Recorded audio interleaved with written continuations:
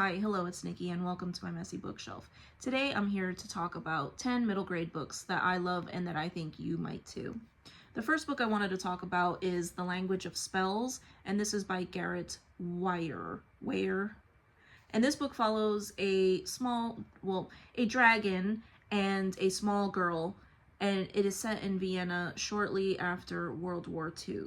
And our dragon has forgotten what happened to his fellow dragons, and he knows that whatever happened, it was not good. So he's trying to remember, and this little girl is trying to help him as well, and they're trying to figure out where all the dragons have gone. The setting, the time period, I mean, it's a few years after World War II, but I think this book does a really good job of introducing the difficult topics surrounding World War II to younger children. Maybe not very, very small children, but, you know. It's very sad, very melancholy, but also very sweet, and also very magical as well. So it is one that I recommend, but it is not the happiest one in this list. So I don't know why I started with that one. Moving on, we have Winterhouse, and this is by Ben Guterson. And this book, I have lost the dust cover because my daughter destroyed it when she was very small. But this book follows a young girl who has a very unhappy life. She lives with her aunt and her uncle because she is an orphan. And one year, as she's going on to Christmas break from school, her aunt and uncle send her on a bus to a very fancy hotel / resort. It's like a winter resort. And on the bus, she comes across some very mysterious and suspicious, malevolent strangers. And when she gets to the hotel, she makes several new friends. We get to explore this very mysterious and yet also fancy winter resort. And we soon discover that she has some family ties to this resort. So it is a book about friendship, but it is also a very mysterious book, or a mysterious story. Her and her friend are trying to uncover the tie between her and this hotel. So, love this one. The second book in the series is on my shelf. I haven't read that one yet, but I did love this one, so I highly recommend it. The next one that I have is one everyone has probably heard of, The Princess Diaries by Meg Cabot. And this one is about young Mia, who lives in New York, and she is the heiress to a small European kingdom.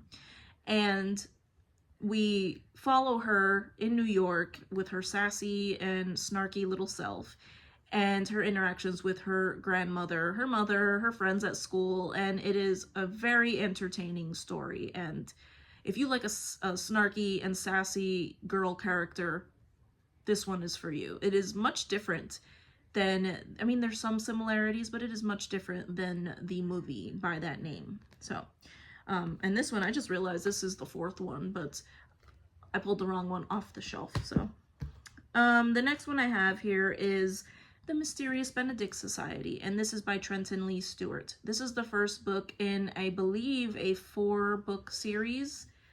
This series was delightful. I read all 4 of them back to back.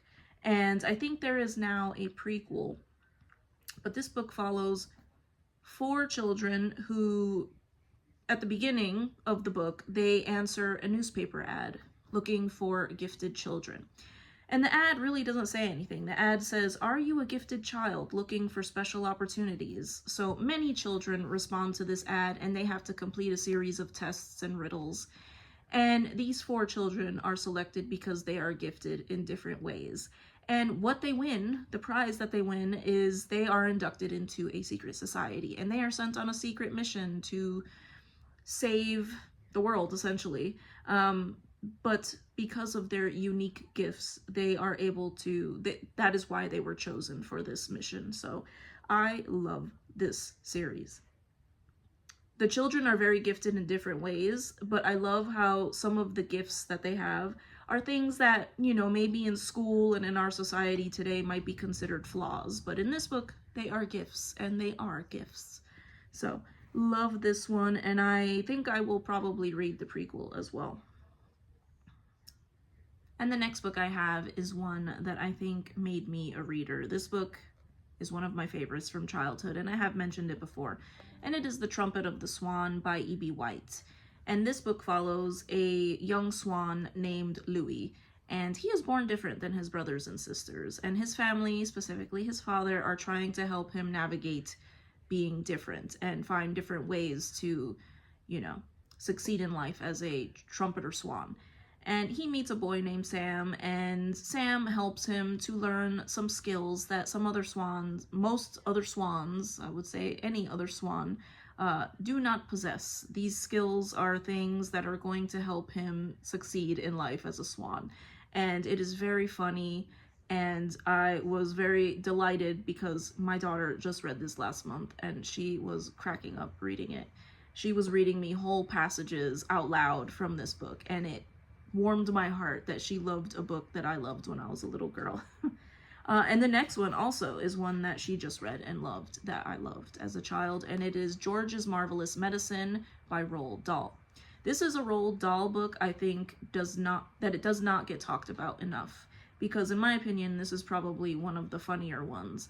And this book follows George, who lives with his mother and father and grandmother on their farm. And one day he is left at home alone with Grandma. Grandma is a very evil and wicked and nasty old lady. And when it's time for her to get her medicine, take her medicine, George decides that he is going to improve upon her medicine so that he can cure her of her evil, wicked, nasty ways. And some things happen, and it is very funny. And yes, this one was delightful, hilarious, and my daughter loved it as well. So thumbs up from both of us. The next one I have is one I read several years ago, so I can't quite remember every detail about this book, and this is The Girl Who Circumnavigated Fairyland in a Ship of Her Own Making. And this is by Catherynne M. Valente. And this book follows a little girl named September, and she is invited to go to Fairyland.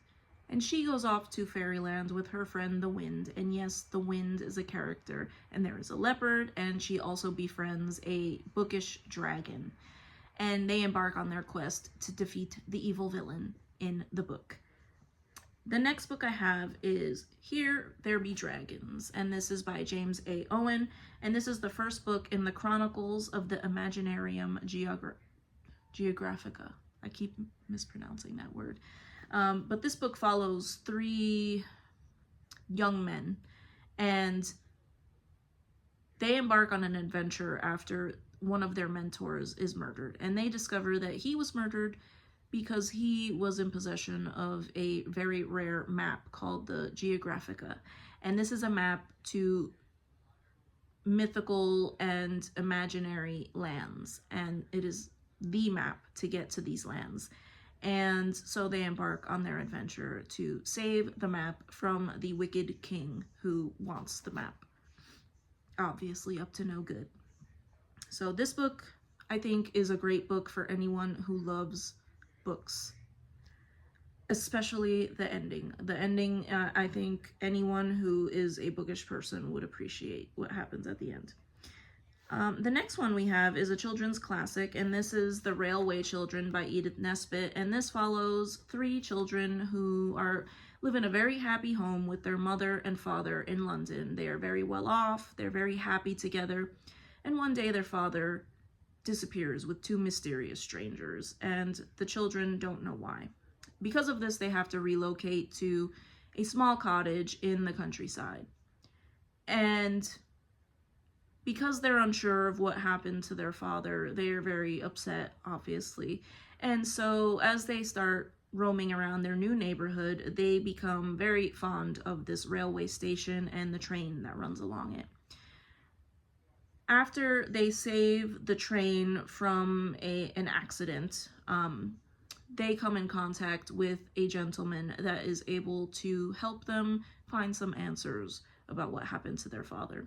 This book is very heartwarming and, to me, very reminiscent of anything written by Frances Hodgson Burnett. So I love this one. If you like that kind of story, I definitely recommend this one.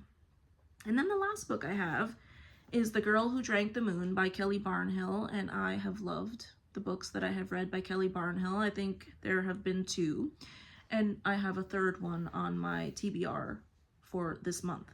This book follows a village that every year they sacrifice or they offer up an infant and leave it at the edge of the enchanted forest, and to appease the witch who lives in the woods.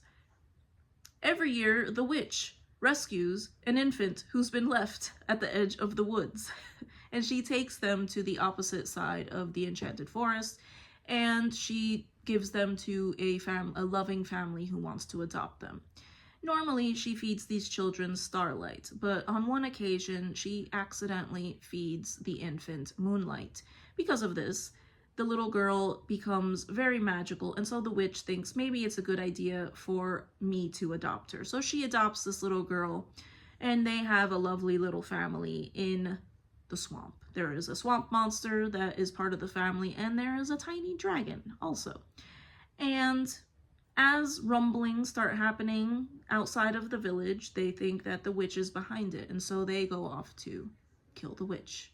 And I will say no more than that, but this story is lovely. I just love this story so much. Magical, heartwarming, adventurous. Oh, I love this one, and I highly recommend this one for anyone who loves fairy tales.